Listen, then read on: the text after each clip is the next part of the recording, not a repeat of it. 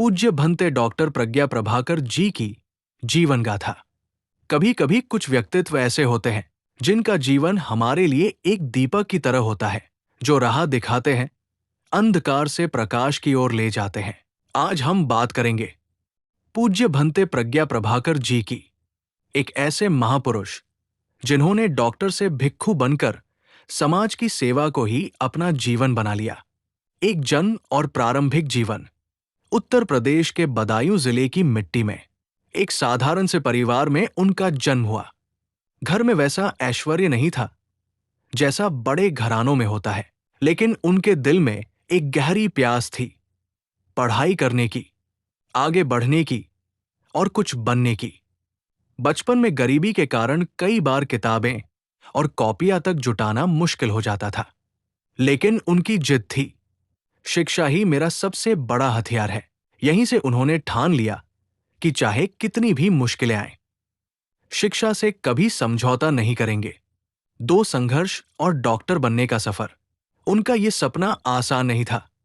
परिवार की जिम्मेदारियां, आर्थिक अभाव, समाज का दबाव, सब कुछ रास्ते में रोड़ा बनकर खड़ा था। लेकिन उन्होंने हार नहीं मानी, दिन रात पढ़ाई की, मेहनत की और आखिरकार वो पल आया जब उन्होंने डॉक्टर बनने का गौरव हासिल किया। अब वे केवल अपने लिए नहीं, बल्कि समाज के लिए बने थे। गांव-गांव जाकर लोगों का इलाज करना, गरीब मरीजों को दवा देना, यही उनका जीवन बन गया। लोग उन्हें सिर्फ डॉक्टर नहीं, बल्कि मसीहा मानने लगे। 3 डॉक्टर से भंते बनने का मोर। डॉक्टर बनकर उन्होंने शरीर का इलाज किया, लेकिन उनके भीतर हमेशा एक सवाल उठता रहा, क्या सिर्फ शरीर को ठीक करना काफी है?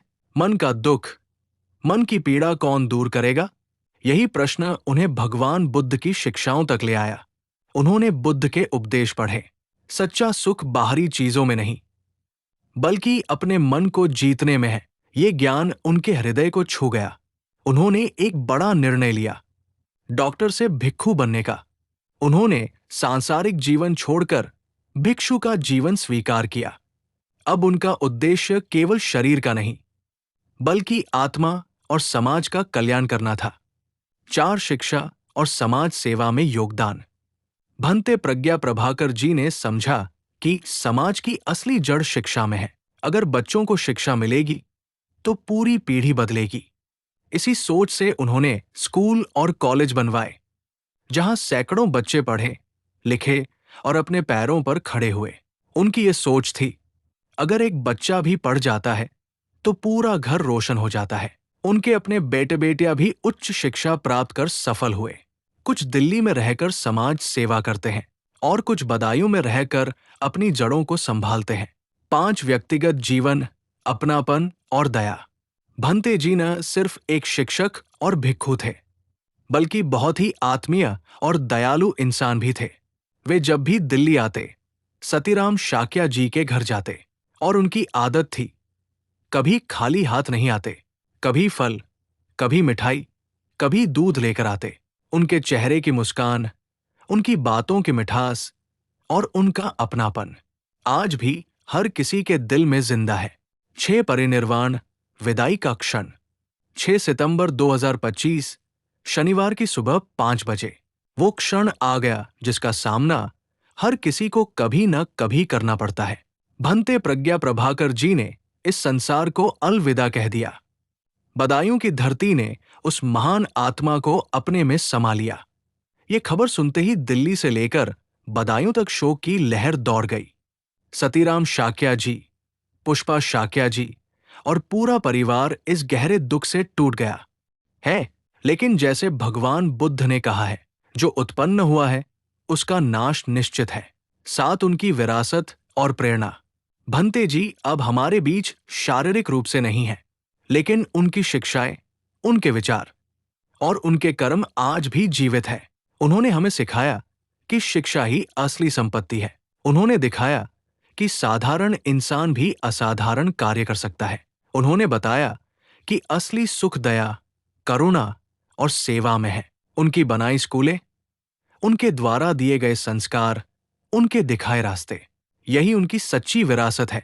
8 भंते जी का आंतरिक व्यक्तित्व, करुणा और धैर्य। भंते प्रज्ञा प्रभाकर जी केवल एक विद्वान या भिक्षु नहीं थे, बल्कि उनका आंतरिक व्यक्तित्व करुणा और धैर्य का जीता जागता उदाहरण था। वे कभी किसी से ऊंची आवाज में नहीं बोले, छोटे से छोटे इंसान को भी सम्मान देते थे। अगर कोई गरीब उनके पास आता तो उसे खाली हाथ लौटाना असंभव था।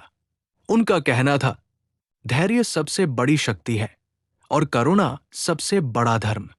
लोग कहते हैं कि उनके पास बैठने से ही मन को शांति मिलती थी।